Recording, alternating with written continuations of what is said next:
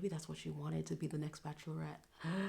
Could you imagine if they did that? Ooh. Oh, first of all, I would love to see the men that would apply for that. And the reason I know for a fact that that woman knew, meaning like she knew he probably wasn't as successful as he said. And I know I said that I was going to post every single day. I'm very, very sorry. I wasn't expecting to miraculously land a C-suite position. So it's been one hell of a week. I don't even think the girl got scammed. I was about to say the girl got scammed. She didn't get scammed.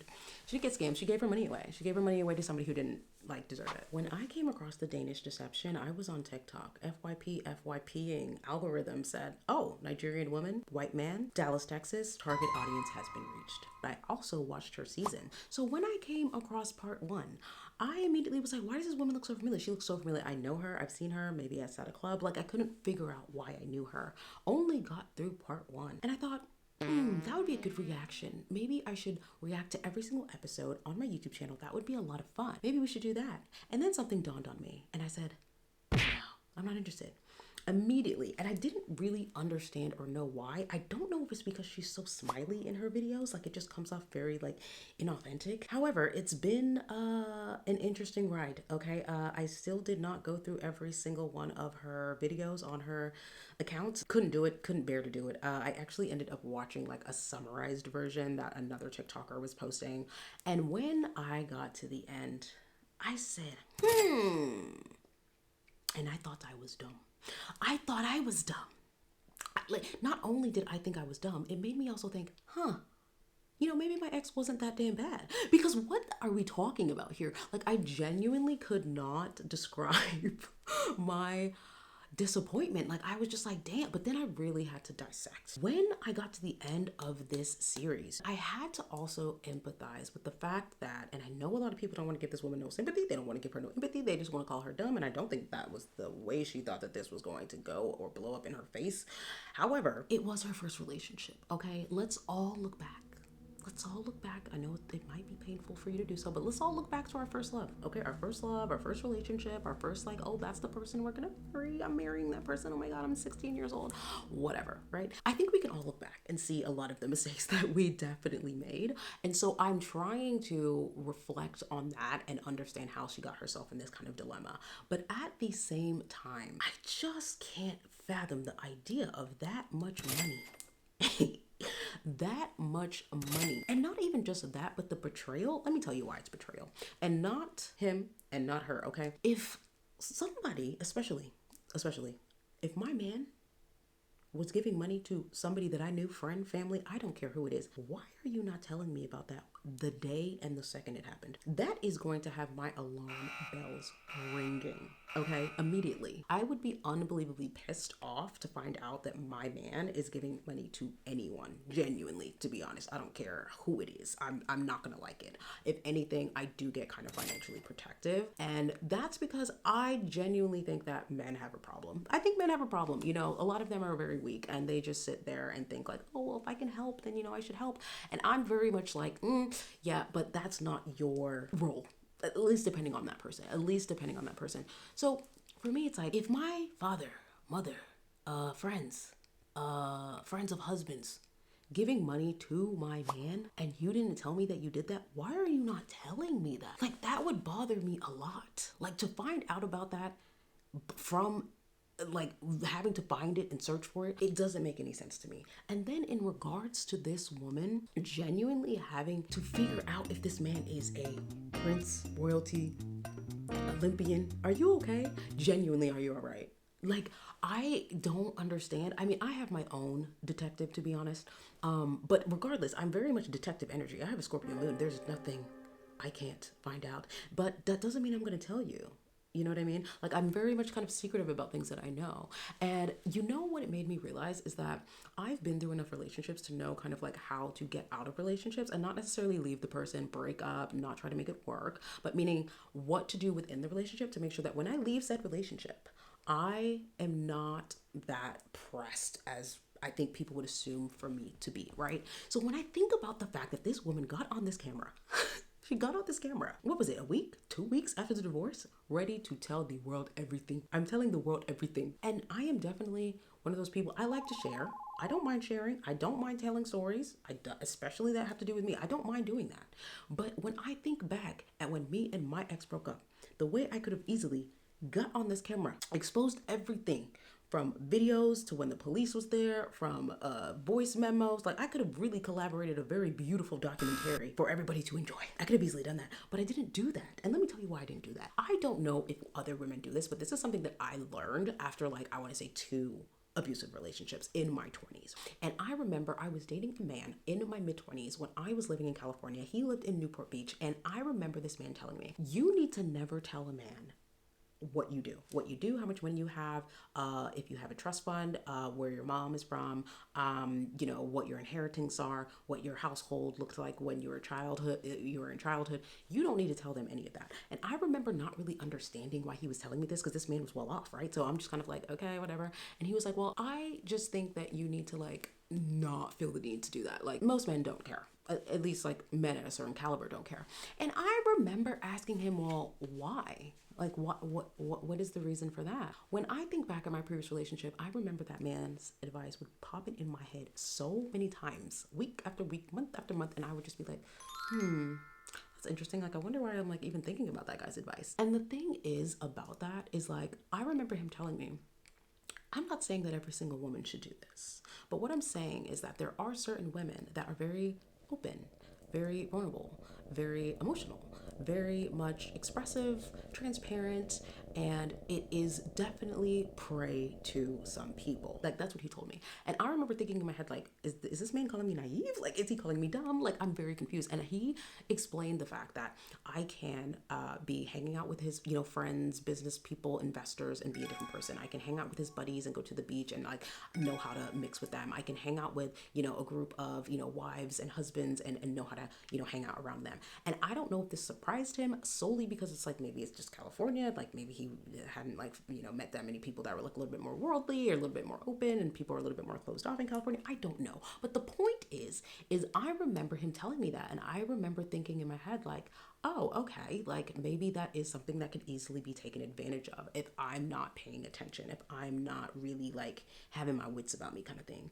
And clearly this woman didn't have her wits about her. Clearly she didn't have her wits about her, because how are you not going to at least investigate, not only for yourself, but at least your damn family? Like, to take this man to Nigeria. Listen, I would never bring an ex around my family. I've only even done it once, and that is my previous ex. Like, nobody gets to meet my family, like, genuinely. Like, that is a very big step for me. And so it's like, when I think about somebody doing this in their first relationship, like, this is the man that like, she's deciding to marry in a courthouse of all places. I mean, I can't. Again, the story just, it bewilders me. I'm not saying that women shouldn't help men. Okay, I have been there. I have paid for electricity bills. I have been the breadwinner in relationships before. I have helped with, like, flat tires, or, like, extra, money for, mom's surgery and things of that nature, which actually resulted into me getting robbed. But regardless of that, like, I don't think that that's a bad thing. But ultimately, if somebody is in your face, like, telling you about, like, deals and you're gonna do this and real estate and, like, like, you need to more so look and see and, like, the action around that opposed to the words. It's like, you can tell me you're well off, you can tell me you're famous, you can tell me you're this, that, and the third, but genuinely, I'm not really going to believe that until, like, I'm seeing that within other environments, other people telling me, like, other people coming up to me and being like, oh yeah, like, we used to work together, like, whatever. If I'm not seeing that, like, why would I just immediately believe that this man is, like, some Danish millionaire royalty? Like, it doesn't make sense. And then the fact that when she went to Denmark and saw that the house they were living in was very much middle class, if not lower class. What are we talking about here? Okay, what are we talking about? But I also want to say, because I think a lot of people are using the rhetoric of, like, oh, well, she doesn't love herself, she hates herself, and she doesn't like black men, and she wants to be like her friends that are all white, and, like, but what I want to say is that for me, I see it as somebody who has genuinely been in an environment. I believe that she has been in an environment that she sees as worthy and wants to be a part of it. I don't want to necessarily say that it's because of, she's whitewashed or whatever. A lot of Nigerian women, and there's tiers to us, okay? You have Nigerian women who are, like her, very much whitewashed. You have Nigerian women that are a little bit more worldly. You have Nigerian women that speak a lot of languages. You have Nigerian women that are just Nigerian women, and please do not come and bother me. Like, there's so many different levels, you know what I'm saying? And so, like, the way that everybody's talking about this, it's like, it's honestly killing me, because I'm just like, damn, now everybody's going to see Nigerian women and be like, oh, I can take advantage of you. I can take advantage of you. And it's not to say that that's what that means. I think any woman could easily be taken advantage of, just depending on the circumstances. But it's just like, Miss Ma'am, how could you not? Like, how could you do that and then think? Anyways, let me get back to what I was saying previously. This is what I do in relationships, okay? Now, I'm not saying that everybody should do this, all right? Not everybody can handle even doing this. I'm going to be honest with you. Not everybody can handle it. But there's something that I implemented, like, I want to say when I was 26, 27. And what I do is, like, when I'm in a relationship with somebody, I will take notes. Now, these notes that I am taking, we're talking like 2-step verification. Like, you can't even get in there. You can't even get in there. I hide this with my entire soul. I don't want anyone to see this because it looks crazy, okay? Like, I am taking notes of what I'm feeling, what happened, what day it happened, the time it happened, what location it was in. And I remember when I was on my first date with my ex, and I saw an immediate red flag, maybe light red, whatever, okay? And I thought in my head, like, ooh, I don't like that. But I folded up that red flag and I put it in my pocket. I said, we'll come back to that one. Anyways, let's continue this day. And not everybody thinks that somebody who's like being mean to a waiter is like a huge red flag. But for me, it was something I noticed, and I was like, oh my God, he's being like really mean to that waiter. I don't like that. He's being quite aggressive too. Like, I don't like that, but also maybe he's just doing that because like he really wants to impress me. But you have to create 2 different spreadsheets, okay? One of the spreadsheets is just red flags. The other spreadsheet is love bombing. Now, the reason that you want to do this is once the relationship is over, you can go back to these spreadsheets and you can see where you are at fault, meaning you ignored yourself, you ignored your intuition, and you took the chance and took the gamble with this man. And that's what makes it so much easier to just move on. And obviously nobody knows about this, right? And I haven't even told anybody this publicly, but now everybody knows, at least anybody that's watching this. It makes it so much easier to move on, because when you go back and you look at it, you're like, okay, yeah, that happened. Yeah, that happened. And oh yeah, that happened. And I didn't like that either. And then, oh yeah, I behaved that way. I didn't like that either. And then before you know it, you're just kind of like able to really take accountability. So you're not like tensed up in this, like, I need to get revenge kind of like energy at the end of the relationship. Now, if something else happens after the end of the relationship, that's on you, okay? I definitely love a good crash out. I love a good crash out, especially a smart one. So that's fine. But for me, I think that that's such a better way. And so when I saw that this woman just like hopped on and was just like ready to, tell everybody what happened, and I don't know, maybe gain some sympathy. I don't know what she thought was going to happen, but like, girl, if you want to gain sympathy, let me tell you something. You shouldn't be smiling so much about something that apparently traumatized you. I found that to be kind of weird, but then again, there are times where I'm kind of being goofy and doing that, but she doesn't come off as that like goofy smiley. It's like smiley, like I'm happy about the situation. Like, it's just very strange, and it's very off-putting. And I don't think she realizes that she translates that way, like through a screen. I don't think she really realizes that. But anytime you see a flag of love bombing, write it down and write down how it makes you feel. I remember doing that. I remember being like, happy anniversary cake on our first date. It was kind of weird, but I really liked it. I enjoyed it. We were at this restaurant. Like, I literally remember going back and looking at this at the end of 2024.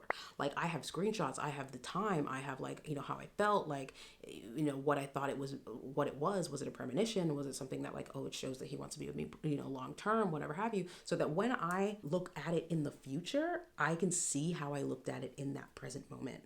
And it really will just like break down whatever psychological like mindset that you were previously in. And the same with the red flags. Now, the problem with the red flags, right? Because obviously you're folding up that red flag and you're putting it in your pocket. So what tends to happen is at the end of that relationship, you look like a clown and you're pulling out all these the red flags just coming out. And you're just like, wow, look at all those red flags. Like, I literally just ignored them. I'm so stupid. I'm so silly. But it makes it easier for you to realize that like you were the one that decided to like ignore that and be like, okay, I didn't really like that, but I love him. He loves me, like whatever. And I genuinely believe like if you really love somebody, like if you really loved somebody in a relationship, I don't think your first call to action is going to be like, let me call all of my friends. Let me call every single person and tell them what happened, how much I hate this person. Let me get on the internet and say everything. Like, that's why after my last relationship, like I was quiet. If anything, a lot of people didn't even know that I was going through anything. Like, I genuinely was just like, anyways, bye, I'm about to go travel, I'm about to go live my life. Like, nothing is bigger than the program at the end of the day, right? Like, I just continued moving on and doing what I was doing. So the fact that this woman said, okay, the divorce is final now, it's time to do Danish Deception. And maybe it is for money. Maybe it is for money. I don't know. But at the same time, I did not put Nigerian women in a good light what so freaking ever. And I think that man won. Let's just be honest. That man won. First of all, he was able to get money. You forgave him. He got to travel with your money. I'm pretty sure the money that he even spent on that damn ring was your money. And then he got to break up with you like what? Like what? Like, he got to break up with you. Let me tell you something. The second I find out that this man got money from my family, that would have been done. It would have been done. It doesn't even have to be a family member. It could have been a friend, and it would have been like, okay, we're done. We're done here. We're done here. Okay, we're good. Don't want to do this anymore. But thank you. Pay them back, okay? Because this is embarrassing, and it would have been just done at that exact moment. So it's like, girl, how could you wait that long? Like, how could you wait that long? Like, it just blows me. But at the same time, if somebody were to look at like my story, my experience, they could probably say the same thing to me. Like, girl, you let that man strangle you and you were still with him? What? You basically didn't want to go through any of that? Like, you got yelled at and verbally abused and basically cheated on, emotionally cheated on. Like, he did all of this and you still stayed with him? You see what I'm saying? So it's like, there's a part of me that also makes me like understand, but there's also the element of the finances that just make me feel like, girl, were you trying to buy this man? If you were trying to buy him, you probably should have freaking drew up a contract. You know what I'm saying? Like, if I give you over 100,000, you stay for 1 year, no matter what, and you go to acting classes and learn how to act like my perfect husband. Something in writing, and then get him to sign it. I don't know, because I don't think that man was fine. Like, I'm sorry, that man was not fine to me. Like, if I saw that man anywhere, I would be like, I'm good. I'm not really like the whole believer in like, oh, he's tall, so like I gotta, and it may be because I'm short. I'm 5'2", so like it may be a little different for me, and maybe if I was 5'8" or 5'10", I might feel different about like the height thing, but I'm not generally like really pressed on a man being like over 6 foot. That does not really like press me. I've been with a short king before, and I've done that. That's not a big deal. So I'm still trying to wrap my head around like what implied that this was worth all of that? Like, what was it other than being chosen? And it's like, why do you want to be chosen by that? Like, my thing too is like, I get that everybody's in this like, I want to be with a high value man. He has to have a good job. He needs to be a CEO. He needs to drive a nice car. He needs to have a big house. Like, I want that. But for me, it's just like, I don't really care too much about that. Like, yes, that's what I want. That is like, you know, an added bonus, but your character is where it really lies. Like, your character is really where it lies, especially your character when no one's watching, especially your character behind closed doors. Because the second I notice that your character in front of people is very different from the character that is behind the scenes, then I have to sit up here and act like a different character in front of people because you expect that from me because you're doing it. And it's very hard to not mirror somebody when you're in a relationship with them, whether you are living with them or, you know, you're talking every single day, you're texting every single day. Like, you end up mirroring them, whether that's the good traits or the bad traits. Like, it can happen very quickly. And if you're in an observation mode, but you're like, I still love this person, but I'm just going to observe what's going on here first, it's still going to be hard to not mirror them. Like, it's literally just human biology. Like, you can't help but mirror somebody that you like, whether that is, you know, hand gestures, the way you speak, your face. Like, even they started looking a lot alike, which is really strange. It's like weird to see like in interracial relationships, but it's just one of those things where I'm just like, I feel like there's no way she didn't know. And the reason I know for a fact that woman knew, meaning like she knew he probably wasn't as successful as he said, is because of the way she has done this. It's because of the way she's delivered it. It's because of the way she's being defensive, the way she's trying to defend herself, the way she's saying like black women are the ones that are being so mean to her, yada, yada, yada. Like, I know she knew stuff, but she turned a blind eye. And I did the same thing. Okay, so Miss Ma'am, I'm not coming for you, but like, I did the exact same thing. I saw that red flag, I folded it up, and I put it in my pocket.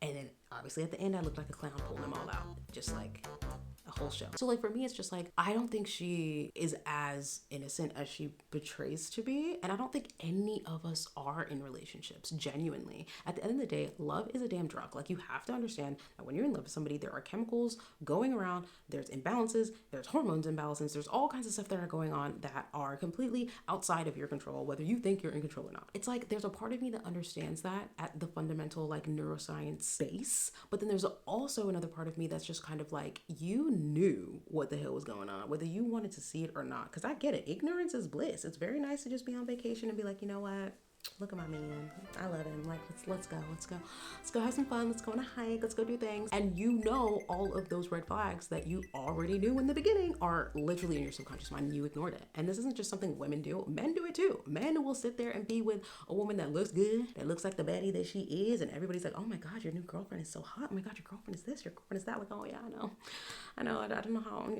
it's just, we just fell in love. And you know, behind the scenes, like, she's unstable as hell, she's crying all the time, she is lazy, she wants me to buy her things all the time. Like there could be all kinds of stuff that you don't like as a man about a woman, but if you get some sort of ego boost being with her, then you stay with her and you ignore the red flags. So many people do it in marriage too, and they end up miserable for years. So it's just like, I don't believe that she didn't know.